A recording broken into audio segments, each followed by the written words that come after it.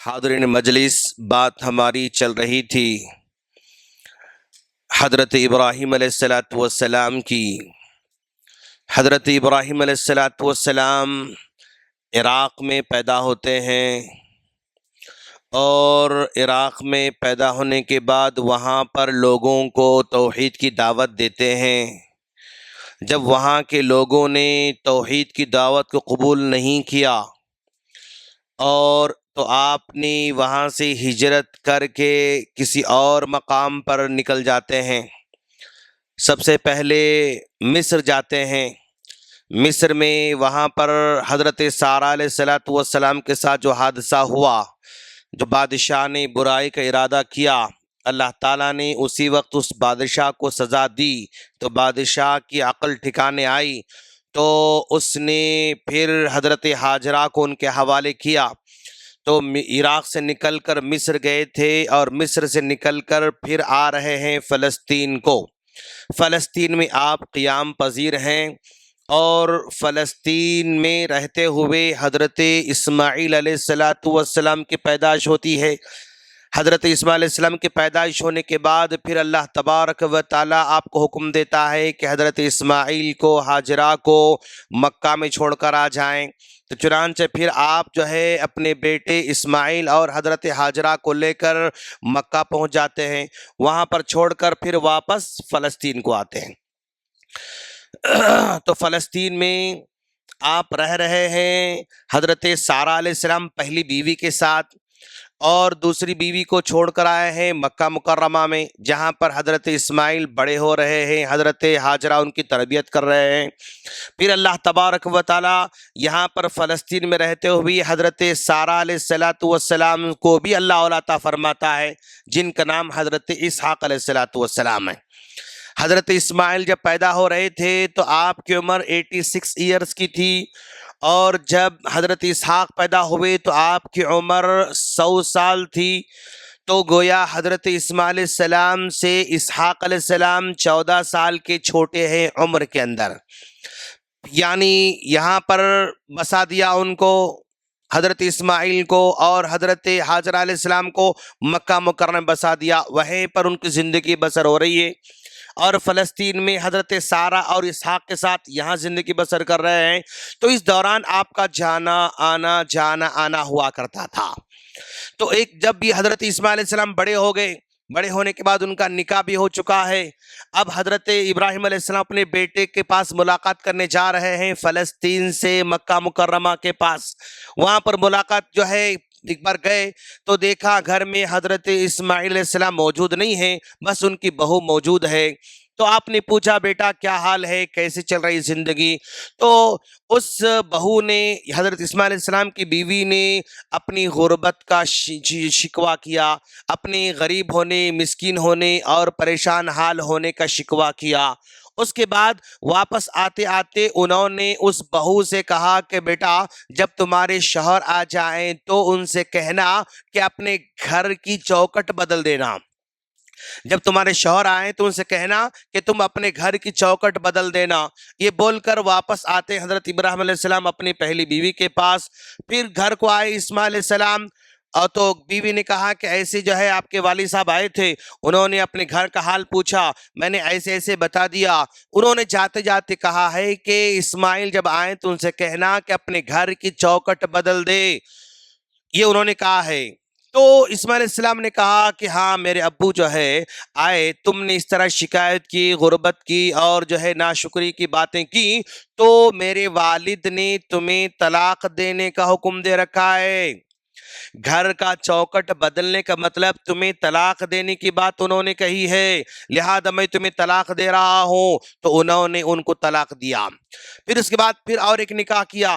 ایک زمانے کے بعد پھر حضرت ابراہیم علیہ السلام گئے ملاقات کے لیے، تو دوسری بھی وہاں پر موجود تھی، ان سے پوچھا کہ بیٹا کیا حال چل رہا ہے، زندگی کیسے بسر ہو رہی ہے؟ تو انہوں نے شکر گزاری کا اظہار کیا، اور کوئی شکوے نہیں کیے، کوئی تکلیف کا اظہار نہیں کیا کہ ہم جو کچھ گزار رہے ہیں بہت اچھی زندگی بسر کر رہے ہیں، یعنی انہوں نے صبر اور تحمل کی باتیں کی دوسری بہو نے۔ تو جاتے جاتے ابراہیم علیہ السلام نے کہا کہ بیٹے جب تمہاری شوہر آ جائیں تو ان سے کہنا اس چوکٹ کو باقی رکھنا ہے۔ इस चौखट को बाकी रखना है। तो वापस लौट कर आने के बाद फिर इस्माइल घर को आए, तो बीवी ने कहा कि ऐसे अब आपके वालिद साहब आए थे और ऐसे से बात हुई, तो मैंने ये सब बातें बता दी। उन्होंने कहा चौखट को बाकी रखना है। तो हजरत इस्माइल अलैहिस्सलाम ने कहा कि वो मेरे अब्बू ये बता रहे थे कि तुमको बाकी रखना है। पहली बीवी ने नाशुक्री का इजहार किया था, अपनी गुर्बत का शिकवे शिकायत किए थे, तो नाशुक्री बीवी को मेरे अब्बू ने तलाक देने का हुक्म दे रखा था। अब तुम शुक्रगुजार हो माशाअल्लाह, और तुम सबर वाली हो, तहम्मुल वाली हो, बर्दाश्त करने वाली हो, जो कुछ अल्लाह ने हमको दे रखा है उस पर तुम खुश नजर आ रही हो, तो तुम शुक्रगुजार हो, इसीलिए अब्बू ने आपको बाकी रखने का हुक्म दे रखा है।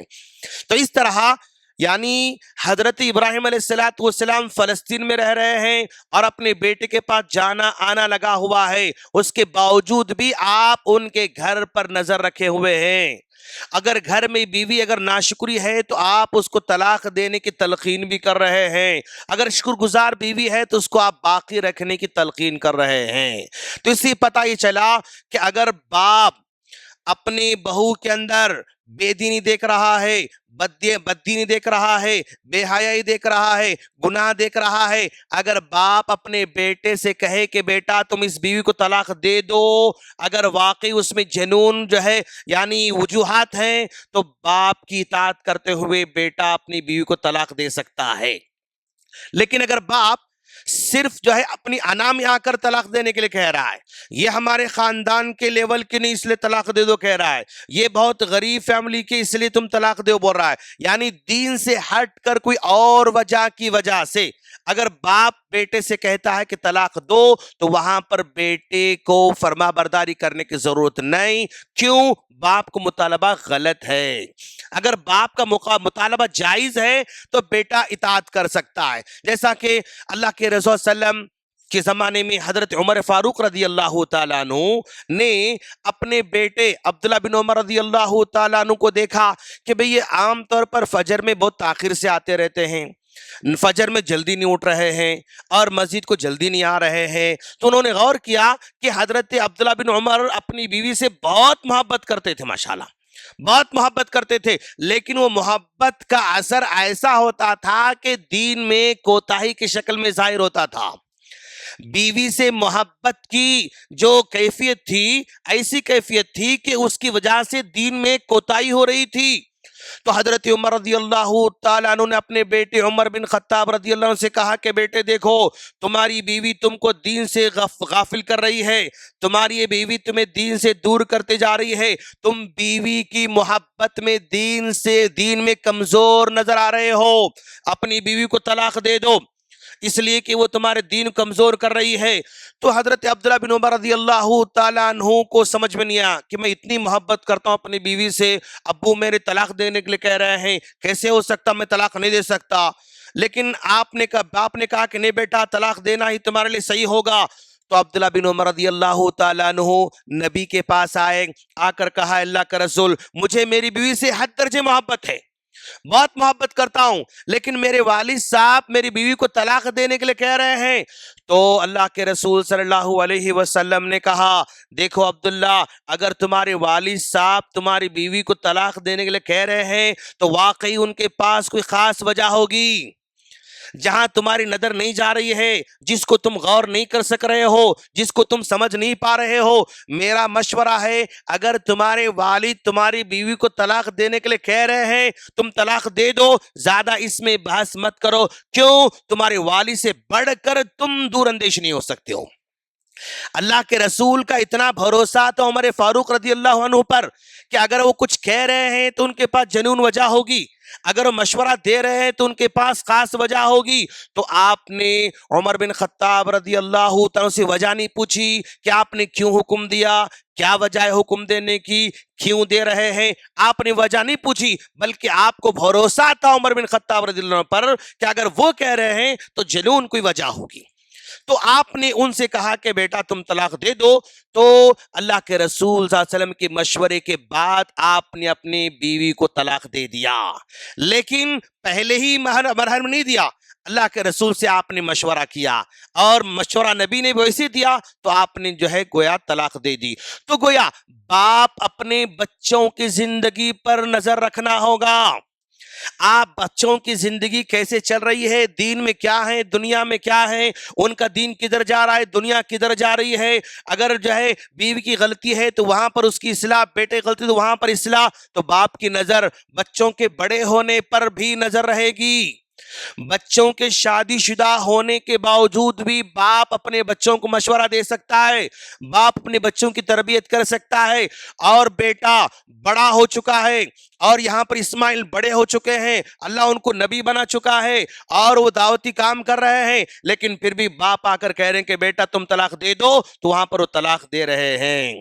عبداللہ بن عمر بڑے ہو چکے ہیں لیکن باپ کہہ رہا کہ بیٹا تمہاری زندگی میں دین دور ہوتے جا رہا, بیوی کی وجہ سے طلاق دے دو. یہاں پر مشورہ کر کے آپ طلاق دے رہے ہیں. تو گویا بیٹا کتنا بھی بڑا ہو جائے لیکن اگر باپ کا مشورہ صحیح ہے تو اسے ایکسپٹ کرنا چاہیے.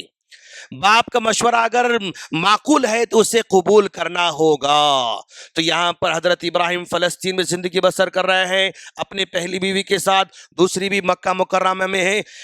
اس سے بعض علماء کرام نے یہ بھی مسئلہ استنباط کیا ہے کہ اگر آدمی 2 شادی کرتا ہے, اگر آدمی 2 نکاح کرتا ہے تو دونوں بیویوں کو دور دور رکھنا چاہیے تاکہ جو ہے آپس میں لڑائی اختلاف جھگڑے نہ ہو. اگر دور ہو تو زندگی آسان ہو جاتی ہے, اگر قریب ہو تو مشکل ہو سکتی ہے. لیکن قریب رکھنے کے بھی دلائل ہیں.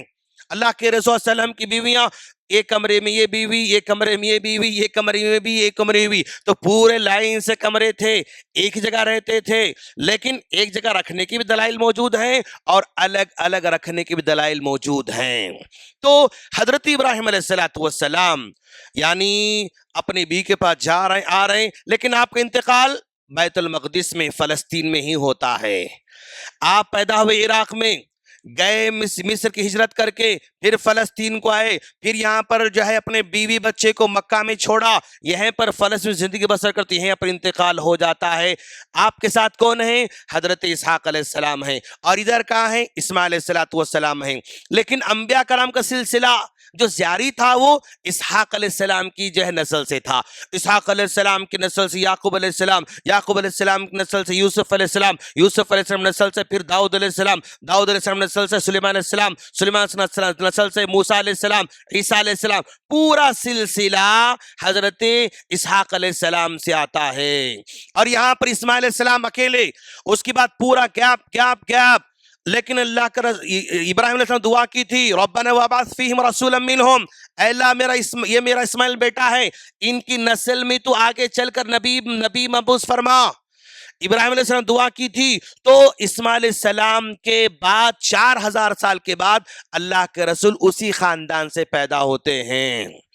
اسماعیل علیہ السلام کے خاندان سے اللہ کے رسول صلی اللہ علیہ وسلم ہیں. اسحاق علیہ السلام کے خاندان سے یعقوب علیہ السلام, یوسف علیہ السلام, داؤد علیہ السلام, سلیمان علیہ السلام, موسیٰ علیہ السلام, عیسیٰ علیہ السلام, یہ سارا سلسلہ ادھر جاری ہے. ادھر ایک اسماعیل ہے اور آخر میں اللہ کے رسول صلی اللہ علیہ وسلم ہیں.